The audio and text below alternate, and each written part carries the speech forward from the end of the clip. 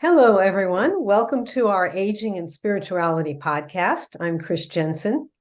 I'm Kathy Lee Taylor. Welcome, everyone. And so we have something that is, I think, uplifting to talk about today. Being compassionate can increase your happiness. So let's think about some of the stuff we face as we start aging, right? Maybe we don't feel as valued as we did when we were younger. There's greater anxiety often. This is pretty common. And sometimes there's a lack of joy, even depression, loneliness. And both science and with our background in yoga, we can tell you one of the fastest, best, and easiest ways to overcome all of those issues is with compassion for others. Wow. Now, does that make sense to you? It sounds too easy. I know it sounds easy, but real compassion isn't necessarily as easy as we think. But stay tuned and you'll understand why even the simplest act of compassion can change your life. So how does it make us happy? Well, happiness, when we help someone else, research, and this is scientific research from the various sources, has shown us over and over again that compassion and empathy are at the root of our own happiness. Acts of compassion for others helps us.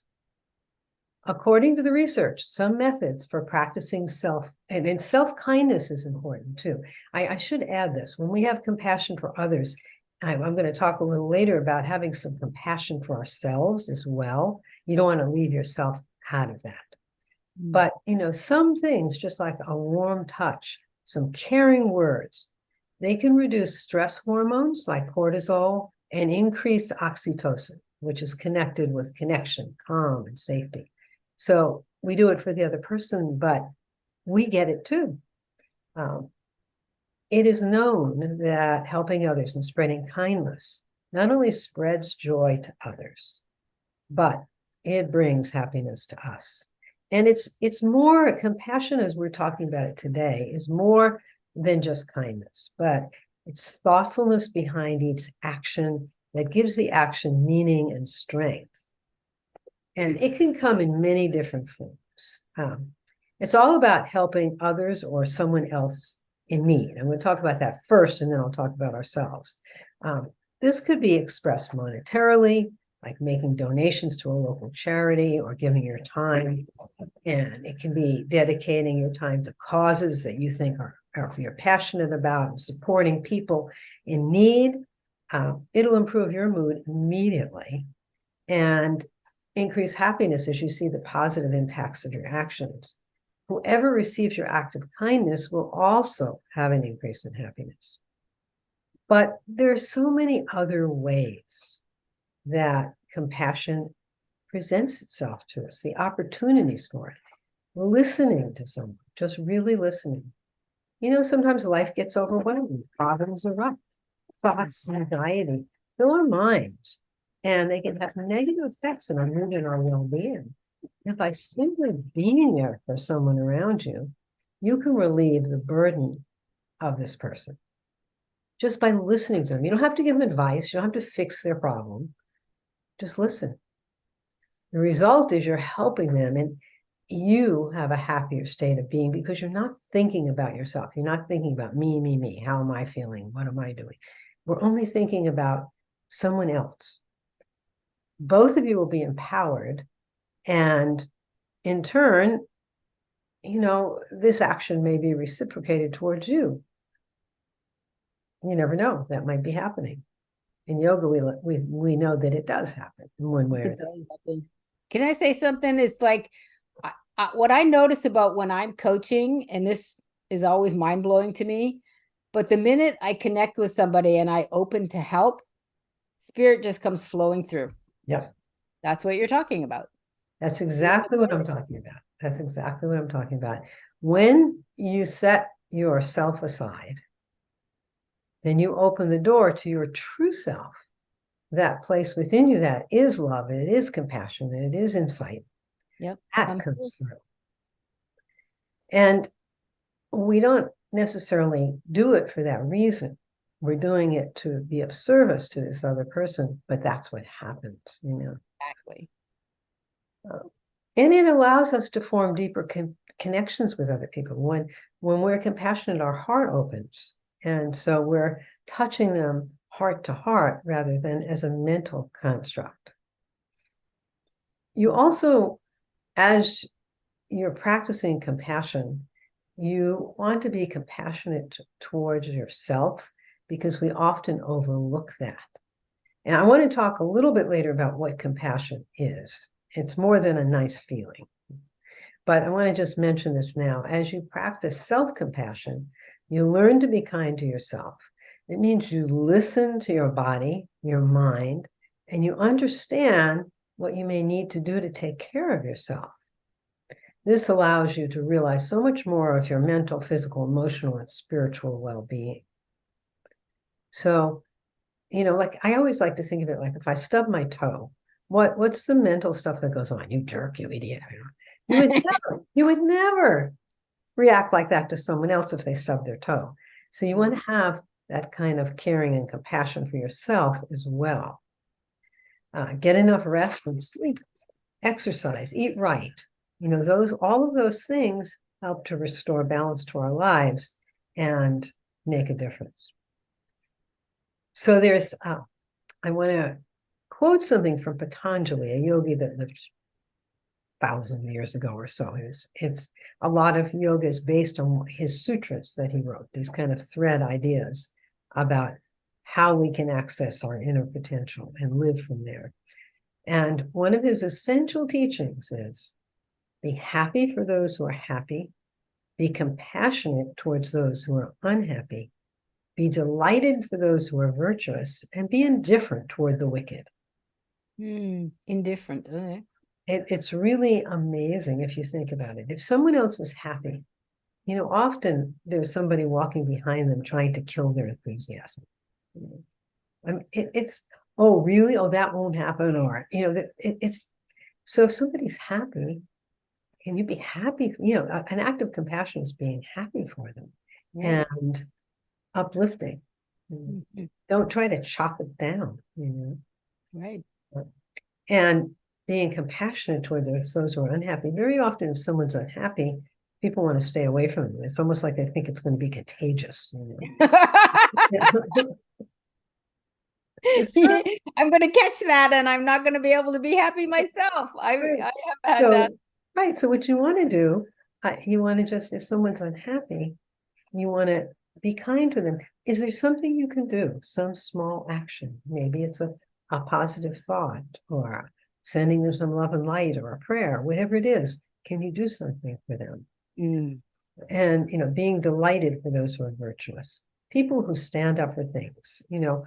In another podcast, Kathy talked about Maggie Kahn, who was so impressive in all the things she did. And, you know, can you be delighted for someone to be that virtuous? Or are you again trying to find their flaws? Right. Usually that's what happens. You know, people are trying to find flaws in somebody who's really virtuous and standing up for good things. So think about it. And if you see someone who's doing something you admire, be delighted in that. You know, somebody's successful in some area, be delighted in that. You'll find a shift within yourself immediately. What about the wicked one, though? Yeah, well, I'm getting there. That's the last. Well, I got questions. Wicked is an old word. Patanjali lived a long time ago. Yeah. But this is somebody who's obnoxious. You know, we've all worked with people like this. We've had people like this in our families, friends, neighbors. And very often we get angry at them, or we want to, you know, really tell them what's wrong with them. And Patanjali says, be indifferent. Okay, that's our questions. Just don't, you know, it's not your business to mete out their karma.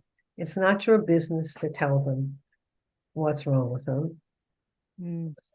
Be indifferent. Don't be angry. Now, you don't have to be around them. You don't have to be kind. I mean, you don't have to be loving, whatever, but you're indifferent. You just don't accept it. So, okay, so here's the question that I have about that. So it's actually, I'm not sure what Patanjali was saying with this, because it's actually taking somebody who's unhappy to the furthest degree. They're just not going to bend. They're not going to accept any kind of help. They're not going to change. They're not. That's not what he's defining. Wicked is somebody who shoots somebody. You know, when he says wicked, Just does something evil. that's something really rotten. Yeah. Okay. Yeah. If somebody's unhappy, you want to be compassionate and do what you can Okay. for them. Okay. But when he says toward the wicked, I mean, there are people who do pretty awful things. Yes. I mean, it was Hitler. I mean, there were people like that, Right. So it's okay to And- just say, I'm nothing you. Right, I'm right, nothing you. right. So you want to be just indifferent towards them. You don't Okay. want to have hatred or anger for them. You want Okay, to that be makes different sense. towards them. Okay. Yeah, there's a bit that's a very different thing. Someone who's unhappy to the nth degree, you want to be very compassionate because they need a lot of your compassion. And here's where I wanted to define what yoga says compassion is. Because it's more than just a good feeling. You know, some people are very empathetic. They have they feel other people's pain, but that's not compassion. Mhm. Compassion is active goodwill. So what does that mean? It means if someone's in pain, you may feel their pain, but you actively do something to help relieve that pain. Mm. And this could be as simple as just sending them love or light or praying for them. You know, it doesn't mean you have to go live with them or, take care of them. It Yeah. means you do something to help. Maybe you're in a position to do something more, but active goodwill means you act on it. Mhm. The key here is that you take some action to relieve the suffering of this person Mm. Okay. or these people. That's compassion. It's not just, people tend to think of it just as have an empathetic feeling. And empathy is where it starts, because if you feel the person's pain, then you're going to be motivated into compassion. Right.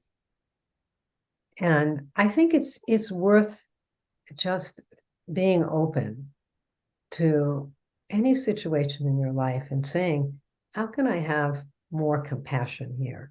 Or how can I have more active goodwill in this situation? It may be easier to understand if you say that. How can I have goodwill for this person or these people? This really helped me. I was in some very tricky job situations with people that they just gave me the creeps. They were very unkind people. And I had to really work on that. And, as I looked at it from a place of, how can I have active goodwill for this person? It always opened my heart and there was a shift. I would see something that, I could act on and it would shift the relationship. That's important. It's really important thing. I mean, compassion can change people's lives, the other person's in your life. Yep. There's something in yoga and Buddhism and nonviolence. Ahimsa is the term in yoga, which means not harming another living being. And that's very important because in our thoughts and our words, we can harm others. But compassion is a step farther because it's actually supporting and helping and uplifting. And it can be an energetic support. You don't even have to be in the person's physical presence. You can be sending them light and love and energy. Right. They're 30,000 miles away. Right. There's actually a technique we could do. I was debating whether we would do it or not, but since you brought that up, I think we should. Okay. I think we should do it.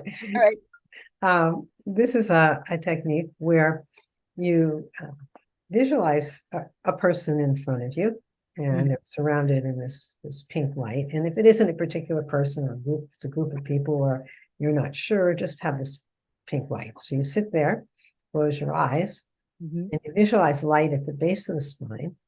It moves right up to just directly behind your heart. And there you feel, this pink, soft love. And you let this move up, and it comes out, the point between the eyes, just above the eyebrows, the third eye, and it moves out to this person who's surrounded in this circle of pink light. And you can have it move out from your heart or that third eye place.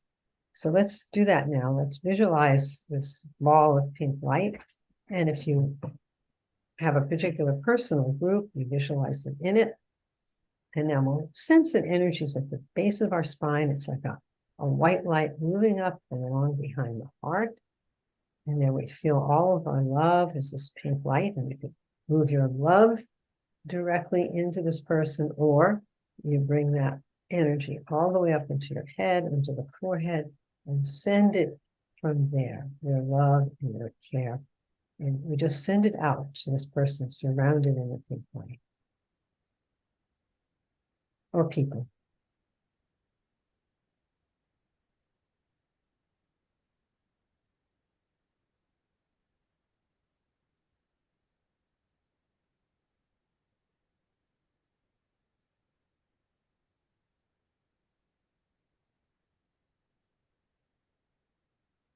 And then we inhale and exhale. We bring the light back into the forehead or the heart. We bring it all the way back down to the base of the spine. And we say, may the higher will be done. That's important. That's just to make sure that we're not putting anything on this person. Mhm. But what we're doing is energetically, we are sending them our love and our light. And we may not know what they need. We may see someone who is suffering and we don't know what they need, but we can certainly send them our love and light, and it will uplift. Most of the time you don't know what they need. They don't No, know. we don't. We always think we do, but we don't. Exactly. We don't really know. Yeah, the highest So done. That's the best you there's can. opportunities every single day in our lives for compassion. Always. And so we uplift others, we uplift ourselves. And do remember to be compassionate to yourself. Do you take that practice home with you and do it? That's a very powerful one and a great service to humanity. So let us know. Let us know what you think of all this, you know. I mean, if you Two crazy ladies doing their thing. right, yeah. And if it works for you, if it helps you, let us know. And if it doesn't, if if you think it's wacky, let us know. We want to hear from you one way or another. But for us, it works, and we wanted to share it for that reason. See ya. See you next week. Thanks for coming, Bye. everyone. Bye.